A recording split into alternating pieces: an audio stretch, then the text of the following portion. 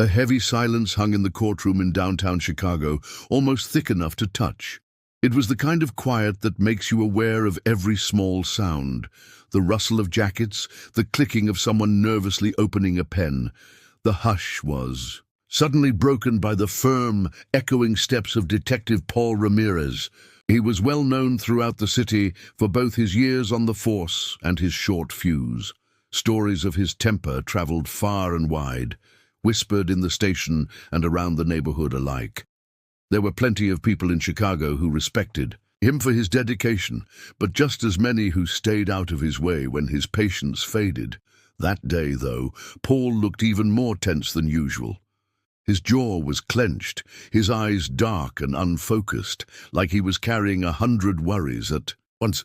Everyone in the room could sense that he was right at his limit. As he walked in, his frustration seemed to almost buzz in the air. The proceedings had already been tense before Paul arrived.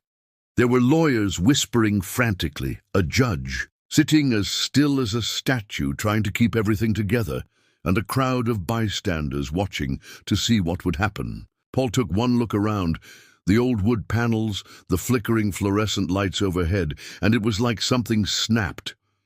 He moved quickly, crossing the distance between himself and the people seated in front, his fists balled tight at his sides. Then, without thinking and without a second's pause, he swung his arm in a wild, angry arc. His fist landed, hard, catching someone full in the face. The sound of the punch struck the room like a thunderclap, and, as stunned gasps filled the air, it became painfully clear that Paul hadn't even known who was in his path. The person he hit wasn't the one he thought. It was an innocent bystander, someone simply caught in the wrong place at the worst possible time. The shock radiated through everyone present. People who had been mid-whisper froze, their eyes wide, unsure what to do next. For an instant, time seemed to stop. Paul's hand trembled as he finally realized what he had done, and the tight grip he usually had on any situation slipped from his fingers. No one spoke, as if sound itself was holding its breath, waiting to see just how far the consequences of that one split-second decision would reach. The woman who took the blow, Olivia Martinez, did not stumble or break down. Even though Paul's fist landed squarely against her, she stood her ground, steady, shoulders back, her face showing nothing but calm determination. For a moment, the whole room seemed to focus on Olivia and the way she carried herself. There was no trace of panic in her eyes, no rush to protect herself or to retreat. Instead, she locked her gaze on Paul, meeting him eye to eye. She was not shouting, was not accusing, just standing there quietly, refusing to be cast as a victim or an afterthought. Her silent composure sent a message louder than any raised voice could. This single act tipped the mood of the entire courtroom. What had started as an ordinary if tense morning had suddenly turned into something much more serious and real. People who, a few minutes before, had been whispering about trivial things, weekend plans, the judge's reputation, maybe even gossip about the case, now fell silent. Every head turned to witness this unexpected shift of power. The usually unshakable confidence that Paul carried, the sort that made others step back as soon as his anger sparked, looked diminished under the unwavering light of Olivia's stare. The old rules in that room, where people with badges and raised voices were in control, didn't seem to apply anymore. Paul, for all his years of experience, found himself unmoored. The courtroom served as more than just a place where facts were weighed. Right now, it had become a stage where a whole new balance was taking shape. Some in the crowd felt a bit of nervous hope at seeing someone like Olivia hold firm in the face of authority misused, while others just watched in shock, unsure of how quickly things had changed. Olivia's courage had settled over everyone, cutting through the tension and embarrassment left by Paul's outburst. Even those who usually sided with the police noticed something shift. Eyes lingered on Olivia, taking in not just the mark on her cheek, but the quiet strength she radiated, as if she was teaching the room what it meant to stand up for yourself, especially when it truly mattered. The sense of impunity Paul once relied on was fading fast, replaced by an undeniable awareness that things were not going to go back to the way they were. That unspoken lesson would echo through every heart present long after the moment had passed. The moments dragged on. Paul's world began to fold in on itself. The courtroom, which had always felt like a place he understood, where his badge and his voice set the tone, now felt foreign. He couldn't ignore the memories that rushed up, uninvited, like old ghosts in the back of his mind. They were sharp and vivid, afternoons at the precinct filled with barely veiled insults from fellow officers, the sideways glances when he fumbled with paperwork, and the quiet way he was left out of dinner plans after a long shift. Those days had built up in him a kind of armor, forged from embarrassment and a gnawing need to be seen and respected. It was that armor, and the uniform itself, that had taught him to think of authority as being in charge, making sure other people bowed their heads when he walked past. But standing in the center of the courtroom, with Olivia's unwavering gaze fixed on him and everyone else waiting for someone to speak, Paul felt something inside start to break loose. He could remember every time he chose harsh words instead of kindness, every decision where he put his own frustration ahead of understanding. The punch he had just thrown felt like the final, undeniable proof that the way he'd lived, full of prickly pride and distance, was never really about leadership or strength. The silence in the room wouldn't let him hide from what he'd done. For the first time in years, Paul felt vulnerable, stripped of all the certainties that usually kept him moving forward. The mask he wore, the tough guy routine that helped him get through each day, began to slip. He realized that what he'd called toughness was just a covering for loneliness and a nagging fear that he'd never really belonged, even among the people he worked with every day. What hurt most was not the embarrassment or the threat to his career, but the dawning knowledge that he couldn't undo what had just happened. There was no explanation or excuse that would make things right. Olivia hadn't yelled or broken down. She just stood there, reminding him with every second that being powerful and being in the right were not the same. For the first time in a long while, Paul couldn't help but wonder who he really was, beneath the badge and the bluster, and whether it was too late to find the answer. As the echo of Paul's fist faded in the heavy air, it was Olivia's composure that became the focus for everyone present. She didn't say a word, didn't touch her tender cheek, and didn't shoot back an angry retort.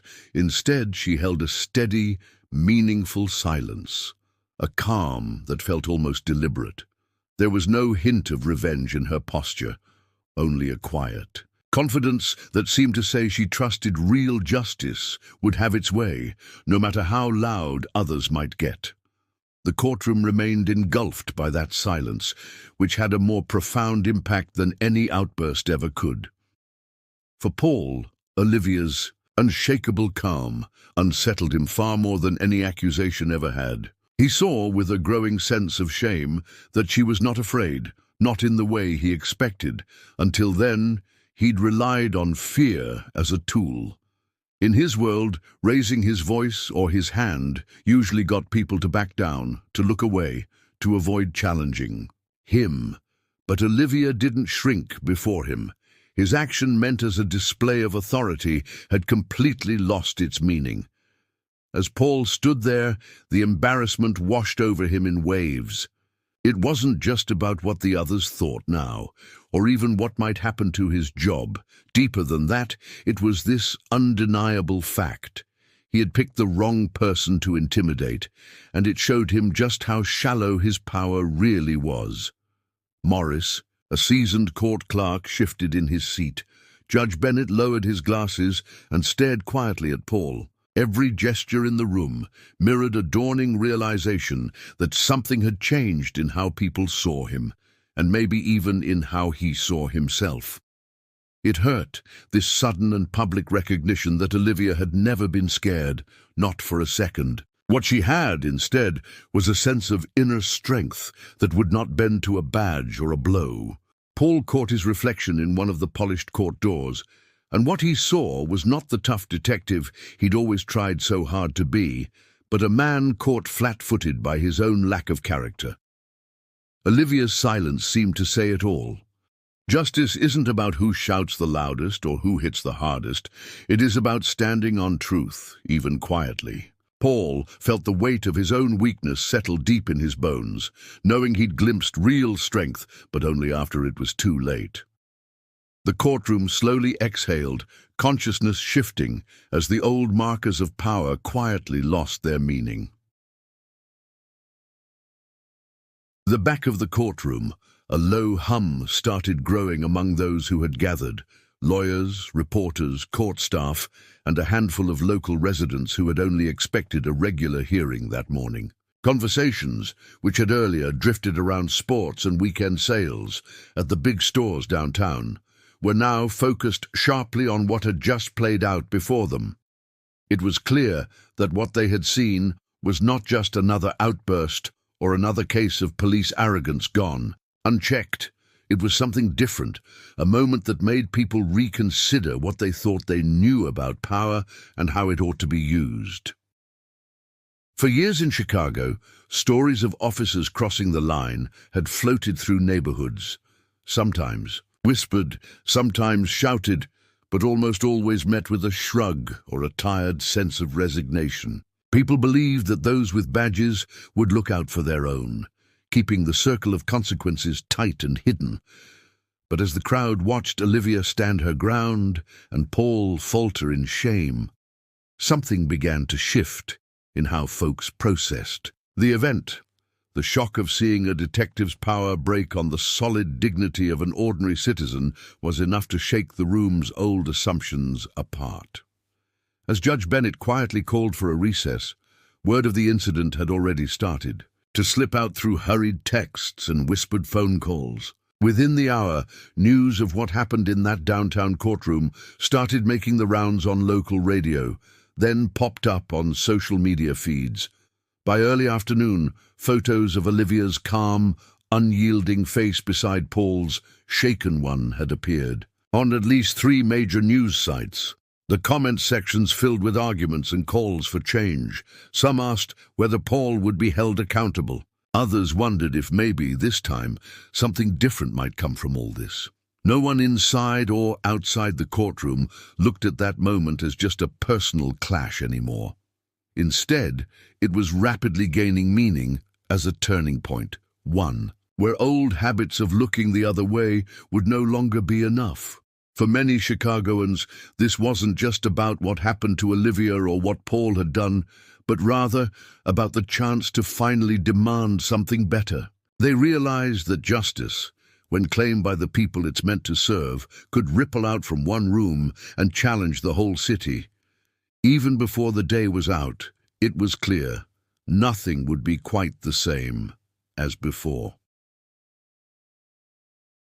Paul could feel the tension gnawing at him as he stood exposed in the courtroom. The usual certainty that came with his badge and uniform felt thin now, flimsy against the tide of judgment that swept through the space. Wide eyes and quiet whispers seemed to close in around him, feeding the panic that ticked inside his chest like an unruly clock. In the past, he had always trusted that his rank and years of service would be enough to shield him from real fallout. Just another misunderstanding, he'd tell himself, just another situation to explain away.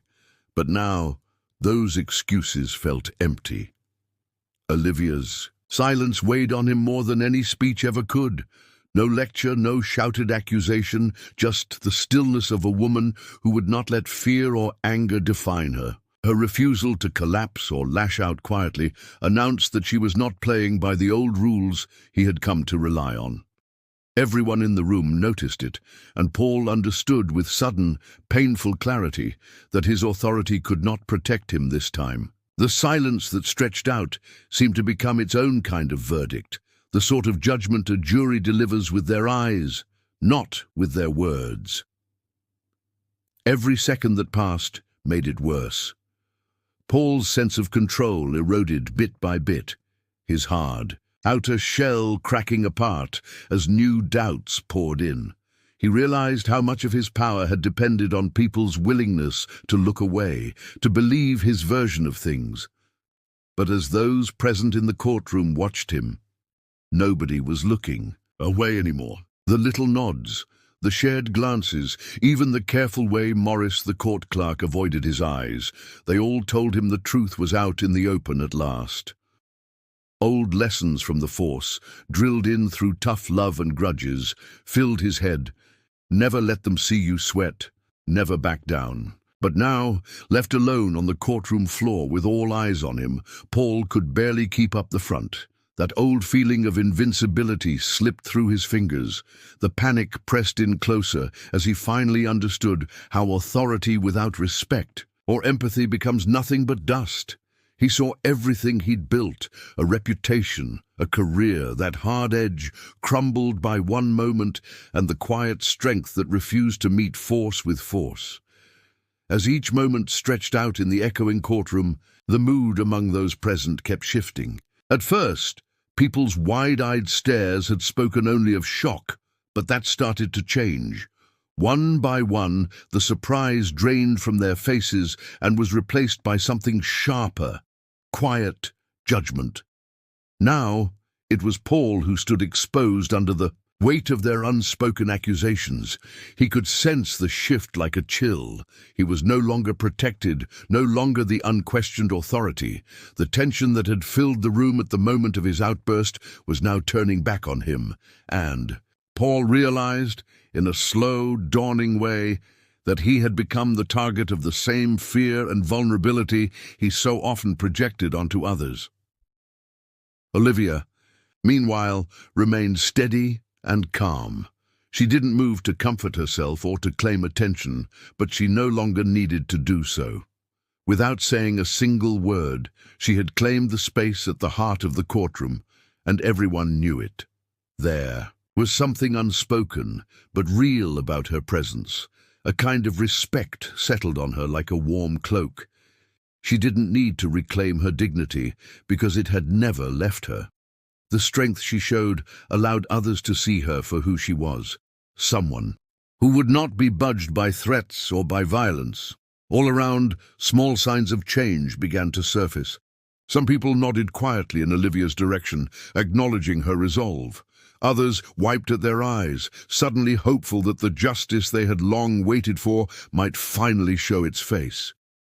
Even the court officers, who were used to bland routines and keeping their emotions tucked away, found themselves moved by the moment. The old walls built on silence and looking the other way felt like they were coming down, brick by brick. The courtroom itself, one of Chicago's busiest, where hundreds of cases had come and gone without notice, had turned into something new.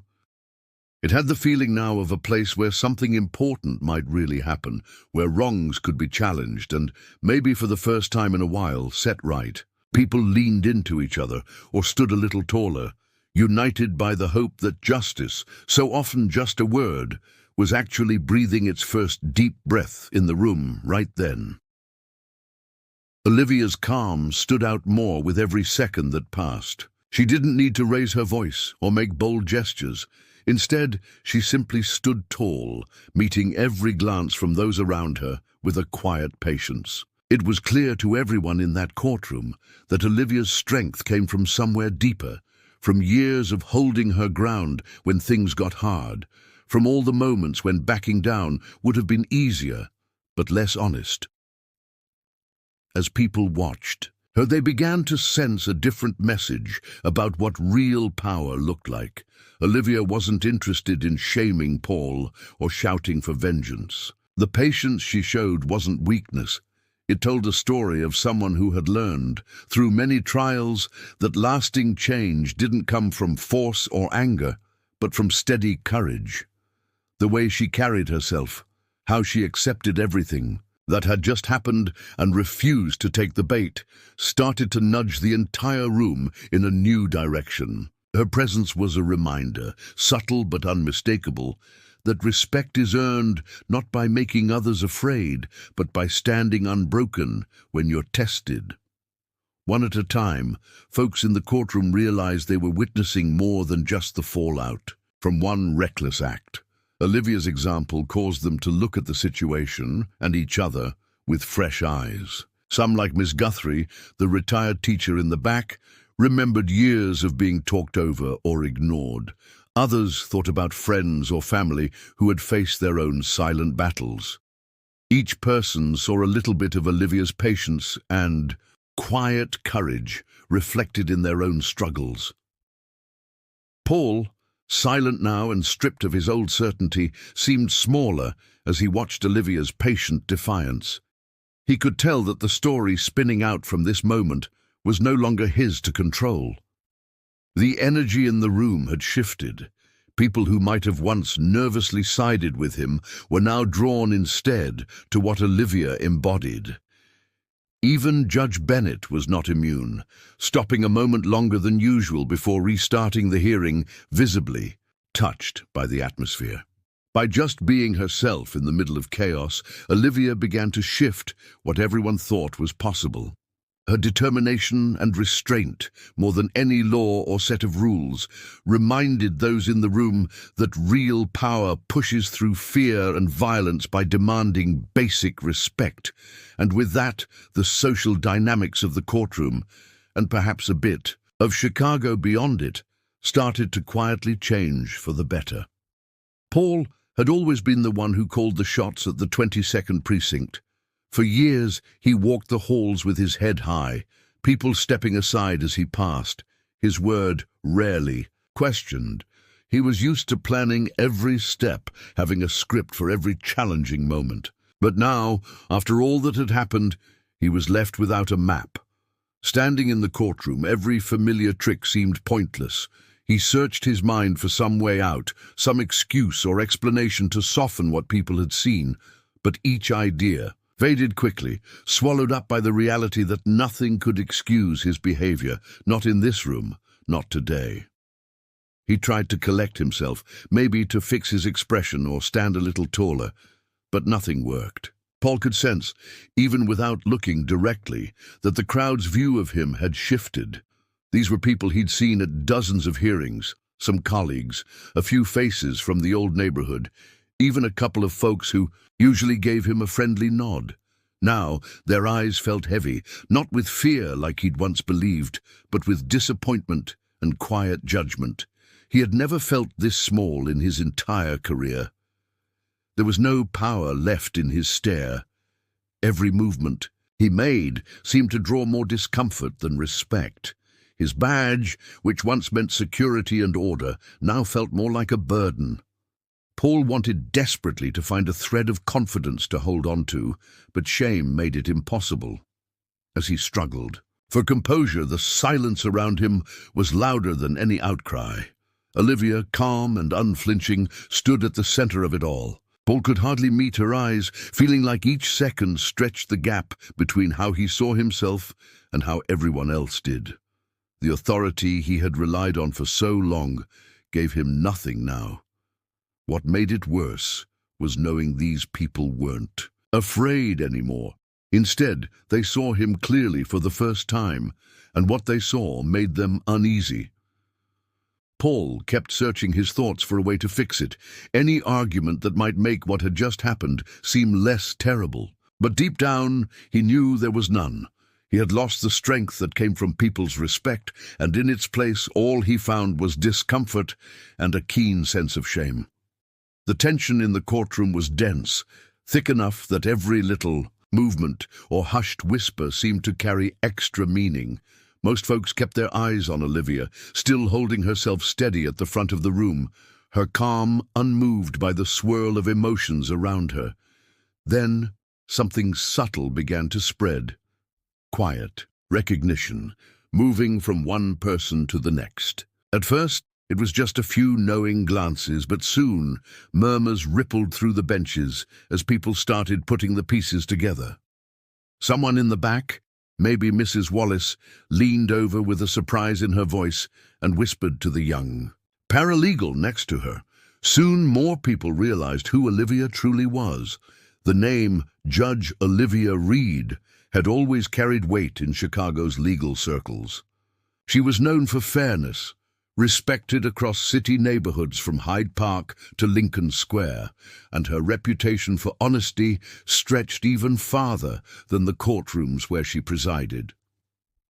Olivia had never looked for special treatment, and she never announced her authority unless it was necessary.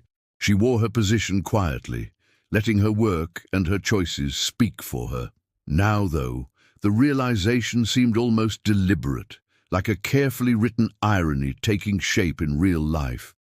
Paul's actions hadn't just been a misstep in any ordinary case. They had been committed against someone whose integrity was trusted by so many in the city, an institutional pillar in her own right. People around the room exchanged glances that said everything words could not. Even those who hadn't made the connection at first now understood the full weight of Paul's mistake. It wasn't only about one officer losing control. It was about an entire system, suddenly vulnerable because its rules had been ignored and its defenders had been tested. Olivia herself said nothing. She never flaunted her rank. In fact, her restraint only underscored her position and dignity. It was those soft whispers and the mixture of awe and regret in the courtroom that filled in the gaps. The knowledge of who stood at the center of the chaos turned Paul's error from a private embarrassment into a matter of public gravity. In that room, what had started as a confrontation revealed itself as something lasting, something that would echo through the conversation about justice. In Chicago for a long time to come, for Paul, the shift in the room was overwhelming. As whispers grew and faces turned toward Olivia with new respect, he felt the weight of realization land on him like a heavy coat. He'd made plenty of split-second calls in his life as a captain, most of them guided by gut and the unwritten codes of the precinct. But now, staring at Judge Olivia Reed, someone whose decisions shaped lives and set the tone for fairness in Chicago, he understood just how badly he'd missed the mark. It was no longer about a lapse in judgment or some heated words. It was about crossing a boundary that upheld the entire system he was supposed to protect. He tried instinctively to fall back on the badges and ranks that had always backed him up before. Paul straightened his shoulders and cleared his throat, hoping maybe to pull his authority around himself like armor. But each small effort only made him feel more exposed. Instead of confidence, he just showed how unsettled he was. There was this bitter taste of irony to it. The more he reached for power, the faster it slipped away. The people in the courtroom saw it too. They didn't look at him as they once did, not with respect or fear, but with something like pity and quiet disappointment. Paul realized then that authority, when rooted only in rank and not in integrity, was fragile. He felt stripped bare, naked in a crowd that no longer offered the protection he had always counted on. It was as if all the years he'd spent building his image could be toppled in one moment. A moment when he should have known better, but chose instead to ignore the responsibilities that came with his status. If Olivia, in her patient silence, represented strength rooted in respect and understanding, Paul now stood for what happened when someone at the top put self-defense above humility and decency. No shield, no rulebook, no loyal looks from his officers could save him from what he saw now in this crowd. The authority he'd always trusted turned on him. Paul felt adrift, with nothing solid to stand on. He couldn't explain away the truth of what he had done, nor hide behind titles. For the first time, he faced what real vulnerability felt like, and it was far heavier than the power he once held. Olivia stood quietly, her presence more commanding than any angry words or dramatic gesture could have been. Without saying a thing, she challenged the entire idea that power had to mean force or fear. Her way of handling the situation stunned everyone watching. They could see that real leadership was not about trying to control others, but about knowing when to let things unfold. By simply holding her ground, Olivia made it obvious that true influence blossomed in restraint, in allowing the process of justice to run its course and trusting that fairness would win out in the end. She didn't flinch or look for attention, and she didn't strike back at Paul, even though she had every right to. Instead, Olivia's silence sent a clear message. Sometimes, the strongest thing a person can do is just wait with dignity for the right thing to happen. That kind of quiet strength filled the courtroom, reaching everyone from the junior attorneys to the bailiffs standing near the doors. Among people who understood how Chicago's justice system worked, her response gained immediate respect. They knew how hard it was to stay calm in the face of aggression, how much self-control it took to rise above the urge for payback. Paul, still reeling from the shift in the room, felt himself stripped of the defenses he'd always relied on. Olivia's invisible power, the kind earned from years of patience and clear judgment, stood in sharp contrast to the noise he'd made. For him and others who had always confused respect with fear, this was a tough lesson. The difference between the two was suddenly plain. Respect lasts and grows quietly, while fear fades the moment real strength is put on display. Even Judge Bennett paused, clearly affected by Olivia's self-restraint. The silence stretched a little longer, giving people in that space time to see what authentic leadership really looked like. Some of the observers, including those who had entered the courtroom thinking only of their own small cases or busy afternoons, found themselves unexpectedly moved. They watched as the usual cycle of retaliation and excuses was broken by patience and faith in the system. Olivia became, in that moment, an example, not just for Paul, but for anyone who had ever wondered what it meant to stand up with both humility and courage. Back at the 22nd precinct, the fallout spread quickly. Word of what happened in the courtroom made its way through staff rooms, city halls, and community centers all over Chicago. No one could just turn the page or pretend the incident was a small mistake. It was clear that what Paul had done, even if it was one heated episode, had rattled something much bigger than his own reputation. Now the higher-ups, folks in the city administration, and the officers themselves felt the shock. The usual way of pushing things under a rug or slowing things down was just not going to work this time. Inside the precinct headquarters, phones rang with questions from reporters, and all kinds of emails and calls came in from city officials and regular citizens, each one demanding answers. There was this unmistakable buzz of anxiety just below the surface. You could see it in the hurried steps of captains and the way supervisors whispered to each other by the coffee machine. Some people felt angry, others scared, but more than anything, there was a clear sense that the old habit of ignoring tough situations was simply not an option anymore. This time, it was not just about saving face. Everyone knew the incident had become a real test of the precinct's values. If the department held back the truth or treated what happened as no big deal, the very trust that held it together would start to crack. Officers who had been proud to work at the 22nd were now wondering how the public would view them. In neighborhoods from South Shore to Logan Square, folks talked about it in barbershops, at bus stops, and in living rooms, worried about whether the police really stood for justice or just protected their own. For the leadership, there was an urgency they couldn't ignore. They understood that moving forward meant admitting fault and showing the city they took justice seriously, even when that meant holding one of their highest-ranking members accountable. The risk of losing the community's confidence felt immediate, not a distant threat. If people started to believe the system could not change, the damage would take years to heal.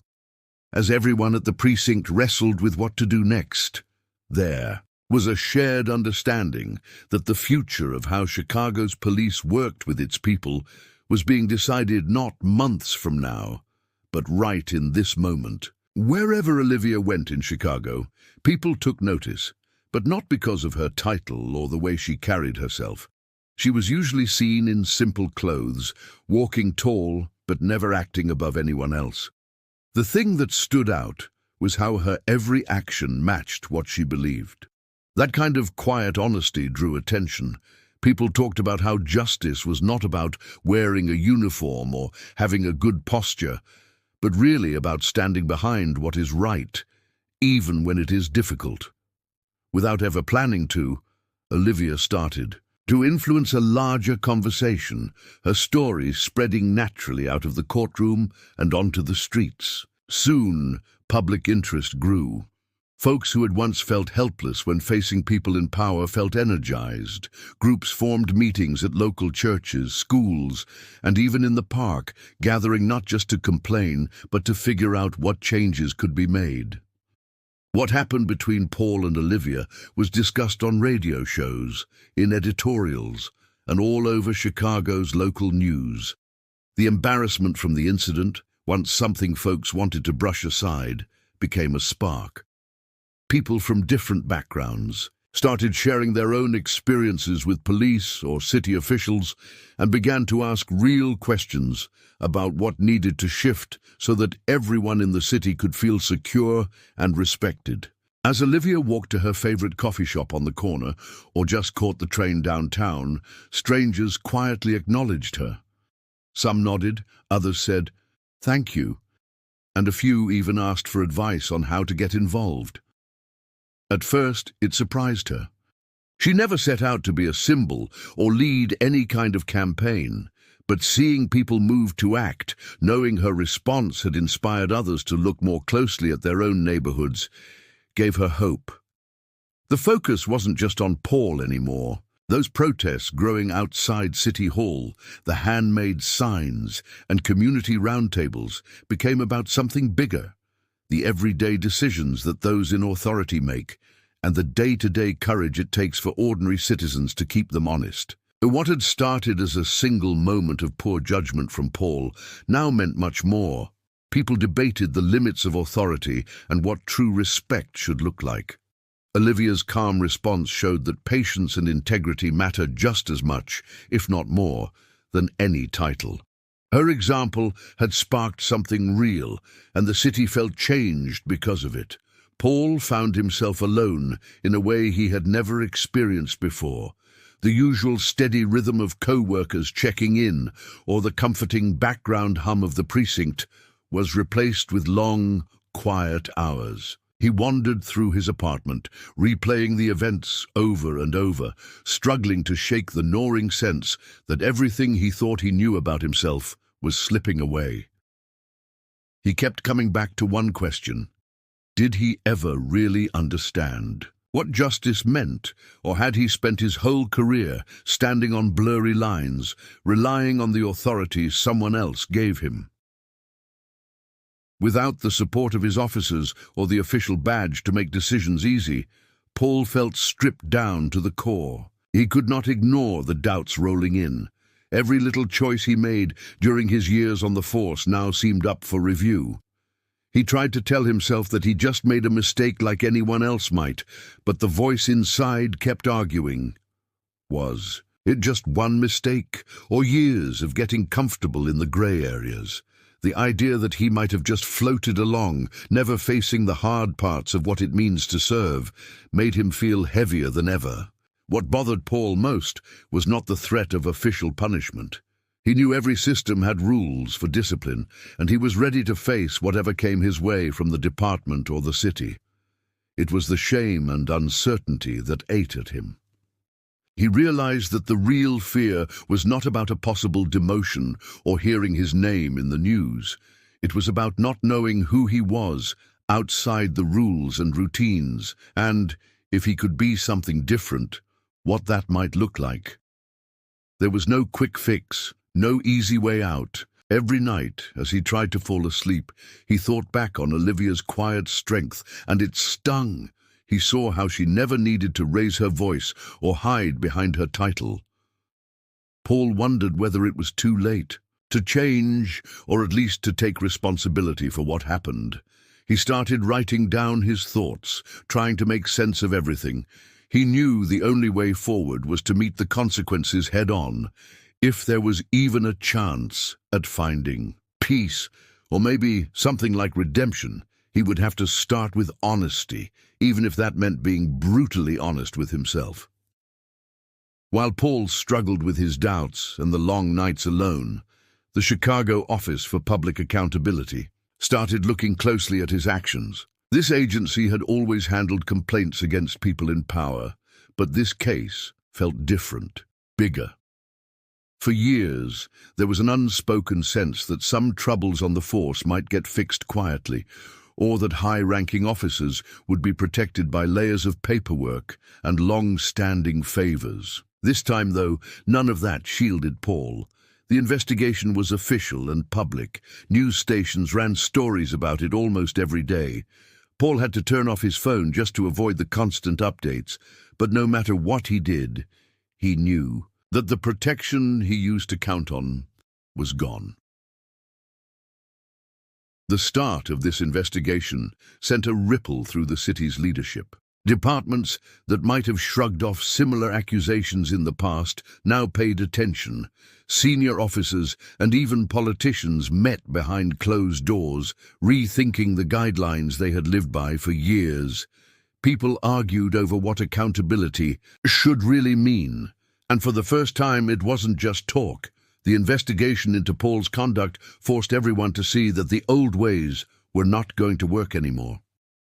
At the same time, regular folks around Chicago saw hope in these actions. Community organizers, church leaders, and local activists felt encouraged, believing that someone with real power might finally be checked, that fairness was truly possible no matter who sat in the captain's chair. All across the city, the expectation for the Office for Public Accountability grew. Residents called in, wrote letters, and showed up at town meetings, demanding the same seriousness be applied to every complaint and every situation, not just high-profile ones. The message was clear. People wanted real change. For Paul, this meant a new and raw kind of vulnerability. He was no longer just waiting for an internal review. He was at the center of something that had turned into a new standard for everyone. Holding authority, the old cover of professional solidarity had lifted. If the investigation proved wrongdoing, it would not only reshape his own life, but would stand as an example to others. Now, systemic accountability was not an empty promise. And as the inquiry moved forward, it began to set the stage for a different kind of trust. One rooted in transparency and a willingness to confront painful truths. With all eyes on the investigation, and the city buzzing with talk, Olivia moved through her days without getting caught up in the media storm. She turned down interviews, avoided the urge to clarify every detail online, and kept showing up for her regular work at the legal aid clinic. While Chicago's news channels ran back-to-back coverage and debates about what should happen next, Olivia stuck to her usual routines. She didn't want to be seen as the face of the scandal or let her life become the next big headline. Instead, she focused on the clients who needed her, most of whom cared more about making rent or staying safe than about city politics. Her steady approach made a real impact. More people, especially those who had once felt helpless, started to speak up. Stories about mistreatment and small abuses surfaced at local meetings and began appearing on community message boards. Some folks left anonymous notes tacked to church doors or called into radio stations late at night. A few city employees, normally quiet about what went on in their offices, decided it was finally worth sharing what they'd seen. Whether at neighborhood gatherings or after work at the corner diner, conversation shifted. People talked openly about times when lines were crossed or when authority went unchecked. What surprised many was just how far this change started to reach. Olivia's quiet refusal to jump into the noise encouraged others to handle things their own way. Sometimes, with quiet courage, sometimes with a burst of honesty they'd kept inside for years. Senior managers in city departments held new training sessions about respect and transparency. Principals reminded teachers and staff that doing the right thing came before old habits. Even union leaders asked their members about the changes they wanted to see. It turned out that one painful public event wasn't just a headline to forget in a week or two. It spread roots that cracked into places no one imagined changing. The old code of staying silent when something felt off began to break. Chicago's neighborhoods, government buildings, and workplaces started to feel different, little by little. People could sense those old walls no longer held the same weight, and maybe, just maybe, there was space for something better to grow. Olivia could see it in the small victories around her. A client standing up for herself, a co-worker calling out bad behavior, or a young intern inspired to speak up for the first time. Each step mattered, and she knew this was only the beginning. It was not long before Paul got the summons. He was officially called in to answer to the representatives of the Chicago office for public accountability. The notice arrived on a plain, white sheet, but its meaning was heavy. His day in the hearing room came with all the usual formalities. Neatly arranged chairs, a mute row of microphones, and a few familiar faces from the department, now dotted among the larger crowd of city staff and community observers. Even before things began, Paul felt the gravity in everyone's eyes, as if the whole city was holding its breath. Unlike past reviews, this one felt charged. People had lost patience for the old explanations. Paul found himself relying on the same points he had rehearsed for years, but as he spoke, he could see doubt flicker in the faces of his closest colleagues. Words like protocol and procedure seemed flimsy now, and each time he tried to justify his actions through the lens of department policy, it was like he was digging deeper into a hole rather than climbing out. The more he defended himself with the tools of the system, the more distant he felt from what mattered, and the more it became obvious to everyone that something was missing. Those in the room listened politely. Still, it became clear Paul's arguments could not close the gap between the idea of authority and its purpose. In the past, a shrug and a slide into official language were enough to nudge things along, but today's hearing was different. Each answer Paul gave only sharpened the contrast between the habits of the old system and what the community now expected. For the first time, even the department insiders shared skeptical glances. No one jumped to cover for him. The sense of unity that had once protected the precinct's reputation started to crumble. This shift was almost visible, a slow, quiet collapse of what had once kept people safe from outside questions. As Paul realized that what used to work no longer had any power, frustration mixed with a strange relief. There was nowhere left to hide. He sensed that only by letting go of routine defenses could anything real come from the process. The institution itself was being forced to look in the mirror, and for the first time in a long while, the reflection was honest. This hearing was bigger than Paul. It was a sign that the shield around authority in Chicago was finally beginning to break down. Before the official verdict had even been reached, Paul was already feeling the consequences.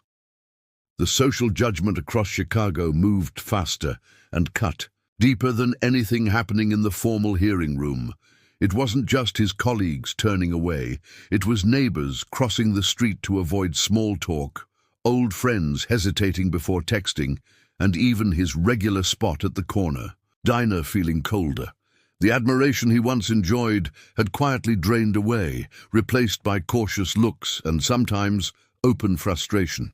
His sense of isolation grew every day, and with each missed call or unanswered message, it settled in that his standing wasn't coming back. Paul started to realize, much too late, that his troubles were rooted in something deeper than a single mistake.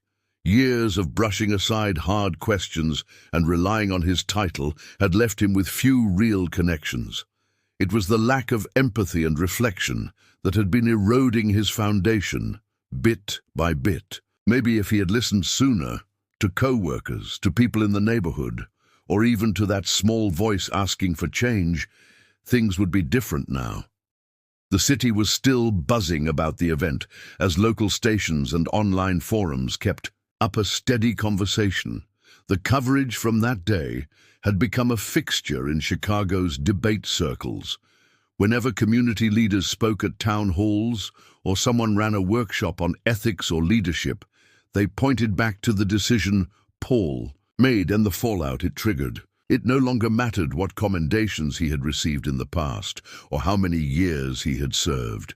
Instead, his story was used as a lesson, a warning that authority does not equal immunity. Young officers, new teachers, and even folks in City Hall started to use his example when thinking about their own choices. During seminars on fairness or training sessions about building community trust, someone would mention what happened to Paul, often with the message that being in charge means being responsible for more than just following routines. The atmosphere of the city seemed to shift. There was a new kind of caution around power, a kind rooted in the idea that empathy and reflection are not soft skills, but essentials. Under the bright lights of that public event, Paul understood how quickly the world could change, and how hard it is to recover once trust is lost. The weeks passed. Olivia became a quiet model for what it meant to move past anger without giving up on what was right. Even while people around her called for payback or harsher consequences for Paul, she refused to turn her personal experience into a hunt for revenge. When asked by reporters or neighbors how she felt, Olivia never raised her voice or blamed Paul as a person. Instead, she stuck to clear and steady words, always bringing the conversation back to the bigger picture. Her message was simple. Fixing what went wrong meant looking at the whole system, not just one person's mistake. She explained at a community forum that it was never about seeing someone punished for the sake of punishment. The real goal, she insisted, was to make sure no one else had to deal with the same kind of abuse or silence. Justice, Olivia said, her voice calm but firm, isn't about one person winning over another. It's about all of us repairing what's broken so this doesn't happen again. Her way of seeing things made some people pause. The tension in meetings and the city council chambers began to fall away, replaced by cautious hope and curiosity. Actions spoke just as clearly as her words. Olivia agreed to join a committee formed to review hiring and training policies, believing change had to start there. She sat down with officers, city workers, and even a few folks who felt conflicted about the investigation. Each conversation was honest and sometimes messy, but Olivia listened as much as she spoke. She offered ideas for how people could better support each other and reminded them that no rule or badge could ever replace basic respect. Slowly, the story in Chicago changed. The event that could have divided the city became a spark for new practices built on responsibility, empathy, and respect. Trainings at schools and city departments started to include discussions about what happened, not to shame, but to teach. Older staff found themselves rethinking habits, while newcomers saw they were part of something more open and fair.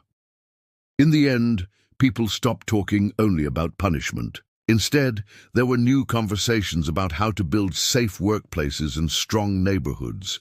The old way of sweeping problems under the rug didn't make sense anymore. Olivia's approach, insisting on repair and learning, not blame, helped turn a painful time into the beginning of something better for everyone in Chicago.